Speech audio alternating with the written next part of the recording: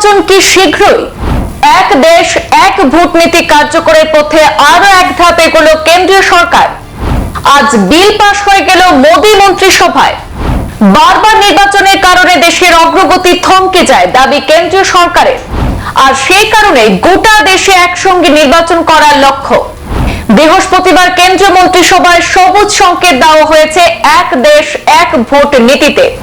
সূত্রের খবর, সংসদে চলতি শীতকালীন অধিবেশনে এই বিষয়ে বিল পেশ করতে পারে কেন্দ্র। গোটা দেশে নির্বাচন একসঙ্গে করার ভাবনা, এক দেশ এক ভোট নীতি কার্যকর করার পথে আরো এক ধাপ এগোলো কেন্দ্র। বৃহস্পতিবার কেন্দ্রীয় মন্ত্রিসভায় সবুজ সংকেত দেওয়া হয়েছে এই নীতিতে। সূত্রের খবর, সংসদে চলতি শীতকালীন অধিবেশনে এই বিষয়ে বিল পেশ করতে পারে কেন্দ্র। এক দেশ এক ভোট চালু করার জন্য বুধবারও জোরদার সওয়াল করেছেন কেন্দ্রীয় কৃষিমন্ত্রী শিবরাজ সিং চৌহান। ঘন ঘন নির্বাচন হওয়ার কারণে দেশের উন্নয়নে বাধা সৃষ্টি হচ্ছে বলে মনে করেন তিনি। এদিকে এক দেশ এক নির্বাচন ব্যবস্থা চালু করার বিষয়ে বিজেপি অনেকদিন ধরেই আগ্রহী। লোকসভা ভোটের আগে বিজেপির নির্বাচনী ইস্তাহারেও এই বিষয়টি দিয়ে জোরদার প্রচার করা হয়েছে।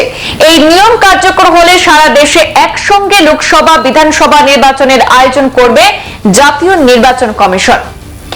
এক দেশ এক নির্বাচন ব্যবস্থা চালুর ব্যাপারে মোদী সরকারের যুক্তি, এই ব্যবস্থা চালু করে ভোট প্রক্রিয়ার জন্য যে বড় অঙ্কের অর্থ খরচ হয় তা কমে যাবে। ভোটের আদর্শ আচরণ বিধির জন্য বারবার সরকারের উন্নয়নমূলক কাজ থমকে থাকবে না এবং তার সঙ্গে সরকারি কর্মীদের উপর থেকেও ভোটার তালিকা তৈরি ও ভোট সংক্রান্ত নানা কাজকর্মের চাপও কমবে।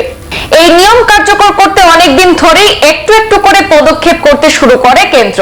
এক দেশ এক নির্বাচন ব্যবস্থা এই দেশে চালু হলে তা কতটা বাস্তবসম্মত হবে সে বিষয়টি খতিয়ে দেখতে একটি কমিটি গঠন করা হয়, আর সেই কমিটির নেতৃত্বে ছিলেন প্রাক্তন রাষ্ট্রপতি রামনাথ কোবিন্দ।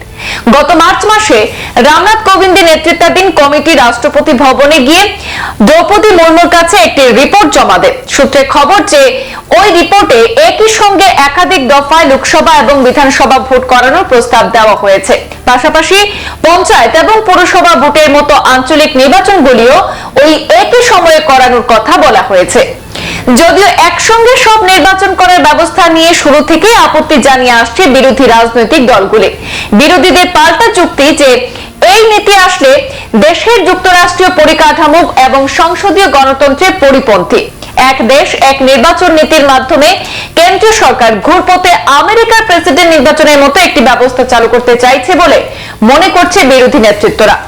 আর সেই আবহে এবার সংসদের শীতকালীন অধিবেশনে পেশ হতে পারে এক দেশ এক নির্বাচন এই বিল।